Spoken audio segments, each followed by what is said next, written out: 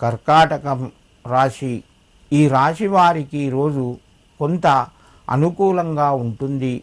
ధనపరంగా కొంత కలిసి వస్తుంది. వృధా ఖర్చులు తగ్గుతాయి. కొన్ని సందర్భాల్లోపట దూర ప్రయాణాలు చేయవలసి వస్తుంది.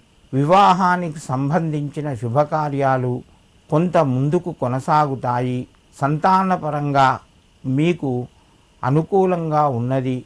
కుటుంబ సభ్యుల యొక్క సహకారాలు మధ్యమ స్థాయిలో ఉంటాయి. మిత్రుల నుండి కొంత లాభాన్ని పొందుతారు. ఉద్యోగస్తులకు తోటివారి సహకారము లభిస్తూ ఉంటుంది.